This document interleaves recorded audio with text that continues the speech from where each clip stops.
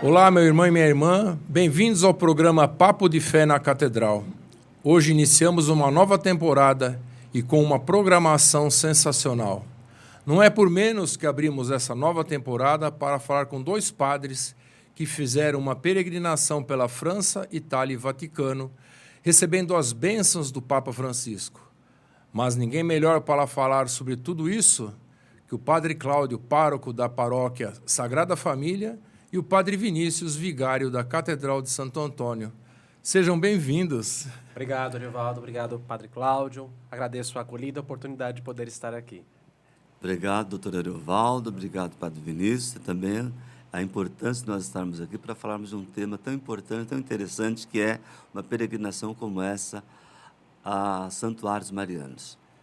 Antes de falarmos do encontro histórico, né, com o Papa, nós queremos saber assim, como é que foi a viagem, os pontos, né? Pela França, pela Itália, e a sensação, né, de ter a presença do Papa. Mas, antes disso, o que é peregrinar? O pessoal, vai viajar, o que é uma peregrinação? Para o católico, uma peregrinação, ela remete ao próprio sentido da vida dele. A nossa vida é uma peregrinação. Viemos do Pai, para Ele voltaremos, e talvez é a certeza mais linda que nós carreguemos. Né? A nossa vida, ela tem uma finalidade, a comunhão com Deus, a vida é em Deus. Nossa Santa Teresinha do Menino Jesus dizia que a vida é um breve instante entre duas eternidades, vir do Pai, voltar para Ele. Então, cada dia a menos de vida nessa terra é um dia mais próximo da meta da nossa peregrinação, que é voltar a Deus. O próprio povo de Deus, na história da salvação, é peregrino. E nós temos vários exemplos disso na Sagrada Escritura. O exemplo mais claro é sempre no livro do Êxodo. Moisés, que conduz o povo em peregrinação, primeiro passando pelo Mar Vermelho, saindo da vida de escravidão rumo à Terra Prometida, e depois a longa provação no deserto, até que cheguem ao local das promessas de Deus, a terra prometida, a terra do Senhor. Então, peregrinar, ir em direção à meta. Quando nós saímos daqui de Osasco para peregrinar em direção aos santuários marianos, peregrinamos para quê? Para encontrar com o Senhor de maneira mais forte, em lugares tocados especialmente pela sua graça. Inspirados na Sagrada Escritura, o povo de Deus, na própria história da igreja, também sempre peregrinou. E o grande período mais clássico e mais rico de peregrinações foi a Idade Média, quando nós temos aí pelo menos 3 caminhos de peregrinação. As peregrinações à Terra Santa, as peregrinações a Santiago de Compostela e as peregrinações a Roma. Então, os três grandes locais, as 3 grandes metas de peregrinação da igreja, inspirados na Bíblia, são esses 3 lugares: Terra Santa, Roma e Santiago de Compostela. Então, a peregrinação é um encontro com Deus que nos lembra do nosso encontro definitivo com Ele. Que legal, hein? E, Padre Cláudio, você já tinha feito alguma peregrinação? Eu já feito uma peregrinação para Santiago de Compostela. E foi muito interessante. A peregrinação, como o Padre Vinícius está falando, é um momento muito espiritual na nossa vida. E os lugares pelos quais nós passamos, como, por exemplo, eu já fui a Santiago de Compostela, e agora aos santuários marianos, revitaliza a nossa fé, fortalece, porque são tantos momentos de oração, de celebração da Santa Missa, do Santo Terço, o convívio com as pessoas, que nos enche assim, de alegria e rejuvenesce mesmo, dizendo assim, a nossa espiritualidade. Que legal. E como é que surgiu essa ideia na catedral, padre? Na verdade, foi uma ideia do coração do Monsenhor Claudemir, ainda em 2018, se não me falha a memória, para comemorar os 90 anos da Paróquia Santo Antônio, que aconteceria em 2020. A paróquia foi criada no dia 14 de julho de 1930. Em 2020, que era a meta original da nossa peregrinação, nós iríamos até Pádua para poder marcar, né, os 90 anos de criação da então Matriz Santo Antônio de Osasco. Com a pandemia, a gente planeja uma coisa, Deus outra, mas assim, tudo no tempo dele. E aí, então, essa viagem acabou sendo adiada para agora, né, para 2024, mas ainda assim marcando. E Deus sabe todas as coisas, porque nesse ano 2024 teve um sentido todo especial. A entrega a Deus do projeto da nossa nova catedral. Talvez em 2020 a gente não teria isso muito claro ainda. É verdade. Não, nós vamos falar desse projeto, né, na mão do Papa, enfim, vamos falar sobre isso ainda. Mas e o objetivo principal da peregrinação foi alcançado? Você acha que alcançou o objetivo que esperavam? Com certeza nós alcançamos o objetivo esperado. Né? Tanto por cada lugar que nós passamos, como a bênção do Santo Padre Papa Francisco ao projeto da nova Catedral de Santo Antônio. Porque foi muito emocionante esse momento quando o Monsenhor entregou a ele o projeto, esse projeto aqui. E a emoção que nós sentimos. O Padre Vinícius falou, cada um de nós falamos alguma coisa também, e foi muito importante, quer dizer, isso ficou marcado na minha história. Eu, com 39 anos de padre, eu não tinha ainda apertado a mão de um Papa. Não é? Nossa, que maravilha. Não tinha apertado a mão do Papa. E agora, eu já apertei com as duas mãos, de tão alegre, tão feliz que eu fiquei. E tem foto mostrando isso. Mas vocês iniciaram essa peregrinação por onde? Nós começamos por Lourdes. Por Lourdes. A primeira, na verdade, foram 2 etapas. A primeira etapa da viagem na França foi uma etapa essencialmente mariana. Tá. E depois, na Itália, né, nós nos inspiramos na vida dos santos enquanto exemplo de seguimento ao Evangelho. Então, saindo daqui de São Paulo, na segunda-feira, dia 1º de abril, nós fomos direto a Paris, e de Paris tomamos um outro voo até Toulouse. Toulouse é o maior aeroporto ali da região do sul da França, para de lá irmos para a região dos Pirineus, onde fica Lourdes. E aí de Lourdes nós fomos subindo toda a França até chegar finalmente em Paris, onde tivemos a experiência com o santuário. A primeira parte foi Lourdes e Nevers, né?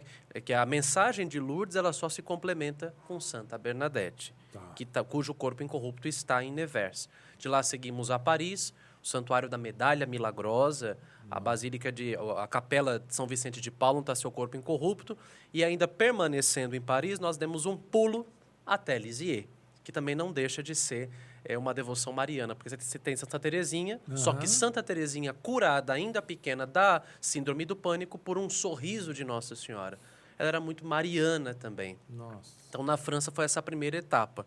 Lá foi 8 dias, e depois nós seguimos para a Itália. A Itália nós fizemos Roma, São Pedro e São Paulo, os túmulos, Cássia, Assis, Milão, Pisa, Milão e, finalmente, Pádua. Não tiveram descanso, né? Deu para descansar, padre? Não tivemos descanso. Nós levantávamos cedo, por exemplo, 5, 6 horas da manhã, íamos dormir somente lá para as 10, 11 da noite. E o Padre Vinícius estava dizendo da peregrinação. Nós, inclusive, iniciamos a peregrinação com uma Santa Missa de Envio, aqui na Catedral, que foi no dia 1º de abril, às 13 horas. Então, tudo nós fizemos de acordo com um peregrino, que é aquele que caminha, que vai, não como numa excursão qualquer, não é? Ou pode ser muito boa a excursão e tudo mais, a nossa peregrinação tem esse cunho, esse caráter mesmo de meditação da palavra, celebrações, orações, e por isso mesmo, de certa forma, nós cansamos, claro, porque não é habitual você fazer o dia todo assim com um programa, com uma programação, não é? Mas também nós nos enchemos de alegria nessa espiritualidade a qual nós vencemos. Isso você sabe que foram 42 pessoas. E nossa vivência também, nossa convivência foi muito importante. Nós formamos um grupo dos peregrinos que não vai terminar, nós continuamos nos comunicando. Isso enriquece, né? Enriquece, assim, a igreja, né? Sim. Quer dizer, você está na presença de vários fiéis. Vocês estavam em 4 padres, né? 4 Monsenhor padres. e 3 padres, Isso. né? Que bacana. Monsenhor, quem mais que estava lá? Padre Cláudio, Padre Cláudio? Diego e eu. Ah, que bacana. padres. É também um momento único também, né? Único. Onde vocês 4 vão parar para poder, né, conviver, né? Um momento único, doutora Leovaldo. E outra coisa, que peregrinação que tem 4 padres, não é? Pois é. É difícil conseguir um padre, às vezes, para uma peregrinação. Geralmente é um só. Nós estávamos em 4 paróquias diferentes, mas nós dizemos assim, juntos somos mais catedral. E a mãe. É a mãe de todos. É a mãe de todos, né? Mas eu estou aqui que eu não aguento, eu quero falar do Papa Francisco, né? E como é que foi a sensação de conhecer o Papa Francisco assim, tete a tete, conversar com o padre, Santo Padre? Foi emocionante. E de Imagino. fato, assim, a gente sabe que para cada missão que Deus chama uma pessoa na igreja, o Senhor concede uma graça. E a graça de estado do sucessor de Pedro é quase que palpável. Porque é um homem com idade avançada, são 87 anos, mas que transmite uma força fora do comum. A gente olha para ele, a gente se sente confirmado na fé. De fato, ele é Pedro, ele é o vigário de Cristo. O olhar dele, a presença dele transmite para nós uma segurança de estar no caminho certo, transmite para nós a própria presença. O Papa Francisco ele é muito terno, né? Ele é muito pastor, ele tem muita ternura, muita misericórdia, e ele transmite essa doçura no seu olhar. Porque eu senti que o Papa nos olha como Jesus olhava as pessoas. E ele mesmo falou assim, olha, nunca é lícito, uma vez o Papa disse que nunca é lícito você olhar para alguém de cima para baixo, a não ser que seja para você ajudar a pessoa a se reerguer. E ele nos olhou como irmãos, nos olhou como filhos, no fundo dos nossos olhos. Isso, para nós, foi uma emoção fora do comum e, sobretudo, por não estarmos ali sozinhos. Esse encontro não foi para nós enquanto indivíduos, a bênção não foi para nós. Foi para as pessoas, foi para o nosso povo, para as pessoas que o Senhor confiou a nós. E bonito foi, porque terminada a audiência, era de madrugada aqui. Nós tivemos audiência com o Santo Padre no dia 10 de abril, eram 9 horas da manhã no Vaticano, 4 horas da manhã no Brasil. Então as fotos começaram a pipocar, lá em Roma já era à tarde e aqui o povo estava se levantando. E as mensagens que chegavam, as mais bonitas eram as pessoas dizendo, nós nos sentimos representados. Gostoso. As pessoas se sentirem representadas pelos seus sacerdotes. Então foi para o povo, foi para a nossa catedral, para a nossa diocese. Nossa, muita emoção, padre? Muita emoção. Quando eu falo olhar do Papa, quando o padre Vinícius acabou de comentar o olhar do Papa, eu olho para vocês e lembro do olhar do Santo Papa Francisco, porque de fato nos emocionou, e esse Papa é Jesus presente no meio de nós. Nós temos só o que há de bom, de melhor, para falar sobre o Santo Papa, o Papa Francisco, o Santo Padre, o Papa Francisco, né? Porque em todos os níveis, em todos os momentos, com todos os gêneros, com todas as pessoas, com todas as situações, ele sempre se sai muito bem. É um iluminado mesmo, é o nosso pai, pastor maior, sucessor de Pedro, não é? E a gente se sente muito feliz ao redor dele, o carinho dele, o abraço dele, a sensação que a gente tem de estar em casa com o nosso pai mesmo. Mas uma coisa que o pessoal pergunta, como foi a comunicação? Italiano, português, espanhol, enfim, como é que foi? Inicialmente eu pensava em falar italiano, mas aí eu me lembrei, o Papa é argentino, então a melhor opção de nos fazermos compreender, né, por ele seria falar na língua mãe dele. Então eu falei assim, eu vou falar em espanhol. Quando ele chegar, eu vou falar em espanhol. Enquanto ele estava fazendo audiência, pregou até sobre o tema da fortaleza, porque às quartas-feiras na audiência papal, o Santo Padre sempre propõe uma catequese para ensinar o povo. É bonito porque a gente vê a universalidade da igreja, né? Você vê gente de todas as línguas, todas as culturas, e depois que o Papa propõe a mesma catequese é traduzida em diferentes idiomas, até em árabe. E enquanto essa catequese ia acontecendo, eu comecei a rezar, pedindo serenidade. Porque eu falei assim, meu Deus do céu, eu tenho medo dele chegar aqui, eu ficar tão emocionado que eu trave, que eu não consiga falar com ele. Então eu comecei a rezar, pedindo a intercessão dos santos anjos da guarda, para que quando ele chegasse, eu conseguisse falar o que precisava ser dito. Eu falei, vou fazer igual o bom ladrão, né? Pedir tudo, arriscar tudo, é uma oportunidade só, vamos lá. E aí, determinada a audiência, ele deu a bênção, os bispos, os cardeais presentes o saudaram, e depois nós que estávamos na primeira fileira, ele veio na nossa direção para nos saudar. Ele pegou na mão do padre Diego, e aí quando ele pegou na minha mão, eu falei, é agora ou nunca. E aí, segurando na mão dele, eu disse a ele, Santo Padre, nós somos da Diocese de Osasco, em São Paulo, no Brasil, uma diocese muito jovem, apenas 35 anos de criação, e aqui está o projeto da nossa nova Catedral de Santo Antônio. Nós já iniciamos e estamos para amadurecer ainda mais as nossas obras e nós pedimos ao Senhor de coração, por favor, dá-nos a tua bênção. Aí ele pegou o projeto na mão. Então, isso foi interessantíssimo. Porque eu pensei que pelo protocolo, o projeto talvez fosse entregue, ele olhasse e já entregasse para a Prefeitura da Casa Pontifícia. Mas não, ele pegou o projeto na mão dele, ele abriu o projeto E depois de abrir, ele o abençoou. Aí olhou de novo no fundo dos olhos e disse: são do Brasil? Num português bastante carregado. Eu falei: sim, do Brasil. Olhando de novo, sorriu. Deus vos abençoe. Aí pronto. Aí, nessa hora, o Padre Cláudio, todos nós tivemos a oportunidade de saudá-lo, mas ele passando para a pessoa que estava do nosso lado, é engraçado, os cliques do fotógrafo do Vaticano. Porque enquanto ele está falando conosco, estamos todos sorridentes e serenos. Ele passa para a pessoa do lado, está todo mundo emocionado, porque não teve como segurar. Nós nos seguramos uns nos outros porque a emoção bateu forte. Bateu forte. Nossa, eu imagino. O Padre Cláudio, na foto, só está agarrando o Papa. Eu estava muito feliz. Aquele momento foi único na minha vida, não é? Nossa. E como o Padre Vinícius diz, de fato, ele olhou mesmo para cada um. E quando ele olhou para mim, é interessante, ele fixou o olhar em mim. E eu, com as duas mãos dele, né, na mão dele, ele com o projeto na mão também. Foi muito maravilhoso esse momento. Nossa, tocar, né? Demais. Sentir energia, né? Mas ele transmite isso, né? Transmite. Não é uma coisa que, é o Papa. Não, ele transmite, né? E outra coisa, para cada pessoa, o modo, o carinho dele, a manifestação dele é única. Puxa, que coisa, né?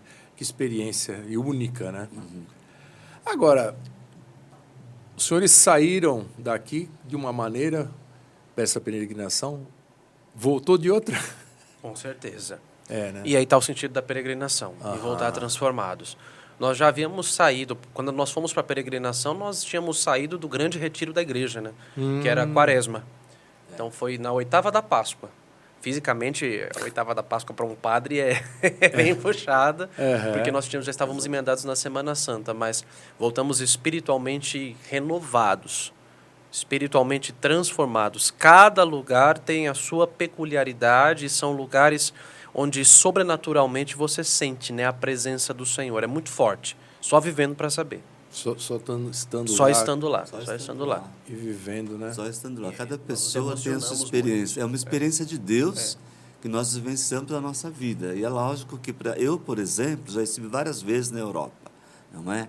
Mas essa foi a melhor, a que eu me senti melhor, a que eu estive melhor. Então, quando a gente está bem, claro que os lugares por onde você passa, onde você está, é um acontecimento bom para a sua vida, não é? E, para mim, eu já falei para algumas pessoas, eu contei já sobre a viagem, todas as missas que eu celebrei na paróquia, sabe? E contando que eu fiquei renovado, que eu voltei renovado, a minha espiritualidade fortalecida.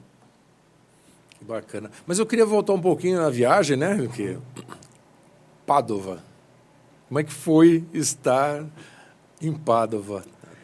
Emocionante também. Também. Por quê? Porque por lembrar do nosso povo. Nossa. Por lembrar das pessoas simples que frequentam a catedral, das senhoras que lotam essa igreja toda terça-feira às 3 horas da tarde para a missa do Pão de Santo Antônio, como essa missa é conhecida aqui na cidade. Por lembrar das pessoas que vêm aqui na trezena, dos nossos paroquianos que já receberam milagres, por lembrar da nossa diocese, da ligação espiritual que Santo Antônio tem com isso aqui tudo.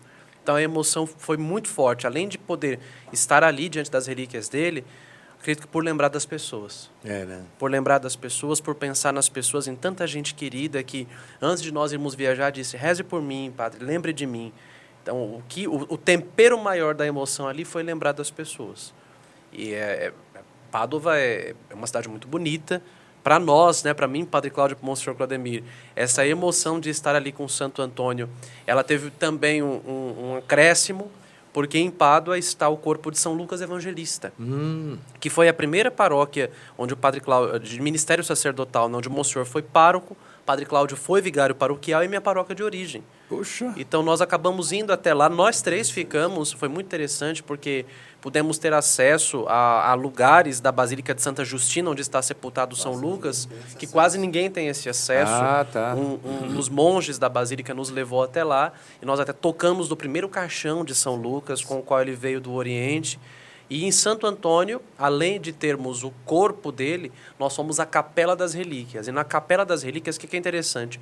O aparato vocal dele está praticamente todo conservado. Puxa. O aparato com o qual ele pregou o evangelho a tanta gente. A mandíbula está inteiramente conservada, os dentes aqui da arcada dentária inferior, as cordas vocais, tem pele do crânio, da cabeça dele, Tem muita coisa que está... E a língua, né? A relíquia mais a língua famosa é a língua. Fica a Capela das Relíquias fica na ábside, né? No fundo da basílica. E quando a gente entra, tem uma escada e na parte central ali estão várias relíquias consideráveis de Santo Antônio. Mas o interessante é isso. O aparato vocal com o qual ele pregou o evangelho e defendeu a verdade está conservado intacto. Por exemplo, eu, doutor Ariovaldo, fiquei 24 anos na paróquia Santo Antônio, na Vila Caldas, em Carapicuíba. Puxa. E eu tenho recebido muitas graças de Deus por intercessão de Santo Antônio. A gente se comove, porque estando na Basílica, eu já pela segunda vez que eu estive, mas foi diferente dessa vez, muito diferente. A experiência que a gente sente de Deus, ao tocar na tumba de Santo Antônio, rezar, tocar a mão, como é comum o povo fazer, o povo querer, né? Tocar a imagem. E nós tocamos também ali, não é? Nesse local tão santo para nós. E lembrando de tudo aquilo que Santo Antônio significa para nós, né? Aquele que anuncia, o peregrino também de Deus, né? Anunciando Jesus. Então, para mim, é um momento sempre especial com Santo Antônio, que eu já tive dificuldade pessoal e pedi a intercessão de Santo Antônio e foi socorrido pela intercessão dele. Ele é um santo que não é um santo de Pádua, né? É um santo do mundo. Um né? santo universal. Tem um canto antigo, depois ficou popular na voz da Maria Bethânia, que fala: Salve, grande Antônio, santo universal, que amparais aflitos e livrais do mal. Grande Antônio, santo universal, que amparais aflitos contra todo mal, bem merecestes ter com amor em vossos braços o Salvador. Ganhei o dia aqui, viu? Ganhei o dia. De Pádua, de Osasco, de Lisboa, do mundo inteiro. Olha, não sei, eu fico até emocionado com isso que, né? Tudo no improviso, espontâneo. Mas, infelizmente, a gente tem que terminar o programa, né? Eu sei que os senhores têm tanta coisa para dizer para nós, né? E eu quero voltar, né, com todos. Quem sabe a gente traga também o Monsenhor Claudemir, que hoje teve um novo compromisso aí inesperado, né? O padre Diego também. E daí, quem sabe, os quatro aqui, a gente pode renovar toda essa história e conversar. Eu só quero dizer mais uma coisa. Claro. Nós falamos muito de Roma, né, do Papa Francisco. Sim. Mas uma das experiências mais bonitas também foi em Lourdes, onde nós pudemos celebrar na Gruta de Lourdes. Eu nunca tinha pensado que nós vamos ter essa graça de Deus de celebrar ali. E depois Santa Teresinha de Lisieux, que coisa maravilhosa a Basílica de Santa Teresinha. Muito interessante ver lá o corpo incorruptível de Santa Teresinha, né? E onde estão sepultados também os pais de Santa Teresinha, que também foram santificados, né? Luiz Martin e Zélia Guerrin. Que bacana. Quero agradecer a presença dos senhores aqui. Nós agradecemos. Fechou aqui, sim, com chave de ouro, né? Claro. Tá bom? Pediria uma bênção, então, Claro. se os senhores pudessem, Pois não. para aqueles que nos acompanham. Nós agradecemos que essa experiência de fé que o Senhor realizou em nossa vida possa tocar a muita gente. Lembro que na missa de ação de graças de encerramento da peregrinação, junto ao corpo de Santa Luzia, em Veneza, nós pedíamos a Deus essa graça, que tudo aquilo que o Senhor operou lá em nossa vida, que nós nos tornássemos canal dessas graças para outras pessoas. Então, de uma forma ou de outra, cada um que assistir esse podcast, o Papo de Fé na Catedral, que sinta-se também tocado pela experiência de fé, pela bonita oportunidade que nós tivemos, e que o Senhor nosso Deus conserve a cada um em sua paz, conserve a cada um movidos pela sua graça, como esses santos que nós conhecemos nos santuários, dê a cada um a graça de poder sempre fazer a vontade dele. Padre Cláudio e eu, então, pedimos a benção do Senhor. O Senhor esteja convosco. Ele está no meio de nós. Por intercessão da bem-aventurada Virgem Maria, Nossa Senhora de Lourdes, do seu castíssimo esposo São José, de Santa Bernadette, Santa Teresinha do Menino Jesus, São Vicente de Paulo, São Francisco, Santa Rita, São Pedro e São Paulo, Santo Antônio de Pádua, todos os santos a quem nós conhecemos nessa viagem, O Senhor nosso Deus vos abençoe e vos guarde. Em nome do Pai, e do Filho, e do Espírito Santo. Amém. Amém. Obrigado. Eu que agradeço. Nós agradecemos.